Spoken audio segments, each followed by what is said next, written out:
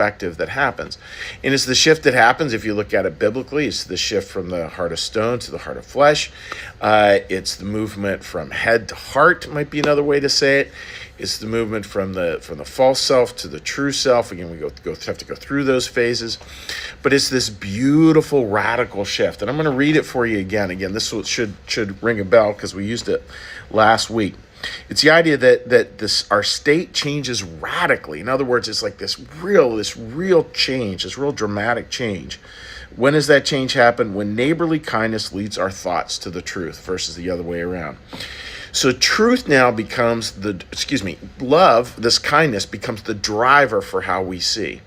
Becomes the driver. That's so critical. And part of it here, friends, too, that it went on to say a few passages later, is that this idea, the core reality of our life, which is made up of this kind of love, that actually starts to shape our intellect, starts to shape our intellectual paradigm for how the world works.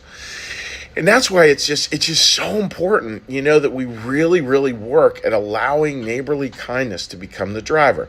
That's not a Pollyannish statement. That's not just don't worry about what other people do. No one's accountable. There's no consequences. No, there are a huge amount of consequences for when you do something wrong. And we need to be accountable when we do something wrong.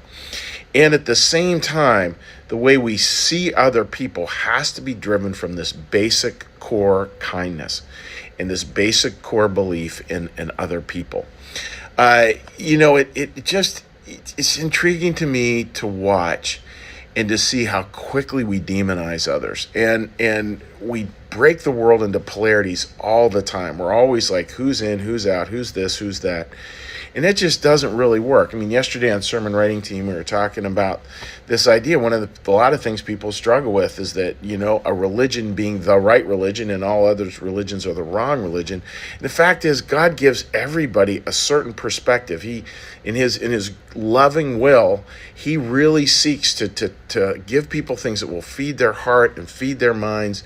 And that's what God's endeavor is. So people are always coming at it from different perspectives. And we need to keep coming back to that idea of neighborly kindness driving truth. Now what could that mean in a really difficult time? Well, I was talking with someone about it yesterday. Beautiful little story. There's a story of Noah and the ark. And the ark, and this is sort of spirituality 101, which is fascinating. It's not Noah's boat, it's Noah and the ark.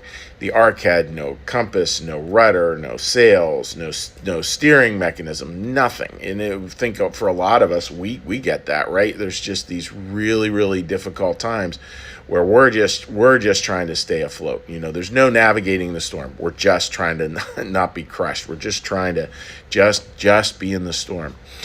And there's this beautiful line where the storm is raging, coming towards its end. Noah goes up, he looks out this window, this one little window, and see this story as a poetic truth. We're in this time where we feel like we're going to drown. We're just kind of floating along. We just want to be able to see a little something. What is it that we see, out of that one window? What can we do? Well, it's this idea. This is a beautiful concept, which is faith then becomes the eye of love. We may not be able to understand the whole thing. But getting back to this passage, what we can do is we can have a faith. And how do we practice that faith? We practice that faith by seeing the world with love. Seeing the world with love. That's this directly parallels this passage here on neighborly kindness. And then that starts to form our paradigm out there into the world. And it's a different kind of faith because it's a faith in God that's not based on some intellectual thing, because those intellectual things, it just it's kind of funny, right? We have all the intellectual stuff and then people offer counters to it, the Sam Harris's of the world, all those, and it's like it's this intellectual battle, and somehow if they can disprove it, it means there is no God. I have no time for that. Zero time for that. But what do we do then? If we're not going to do it intellectually, well, then maybe think about doing it here. Maybe allow your faith to exist in the way you see other people from love. Faith is seeing other people from love. That's a really powerful way to hold it, and that kind of faith will not let you down. And that kind of faith consistently brings us back to God, consistently brings back to the better angels of our nature. And that really becomes a radical shift. Radical. Now there's this big change. And the beautiful part, you know what radical actually means? Roots. Kind of interesting. It's this big shift, but it's this big shift that's getting us back to our roots, back to who we were created to be, back to the original blessing God speaks about. I mean, it's all beautiful stuff, and it all kind of weaves together. So I hope that makes sense, and I hope that you got pretty easy to see that in Jesus's life, and is constantly preaching about seeing other people with that eye of love.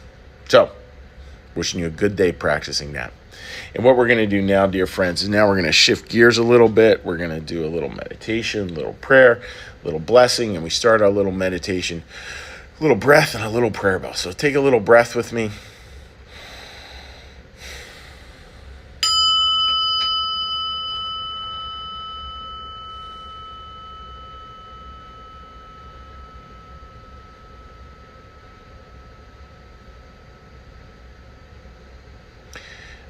Be still and know that I am God.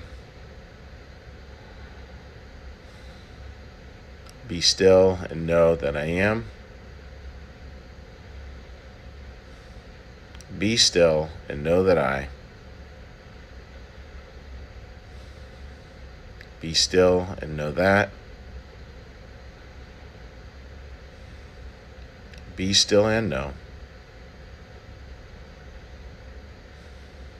Be still and. Be still. Be.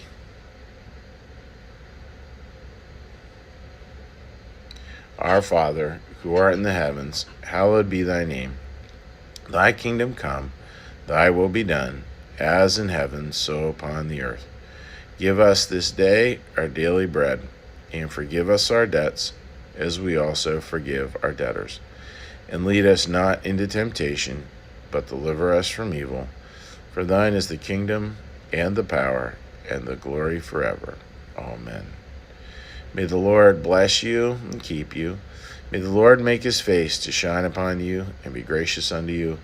May the Lord lift up his countenance upon you, bring you peace, and bring you home. Amen. All right, dear friends, wishing you all the very best.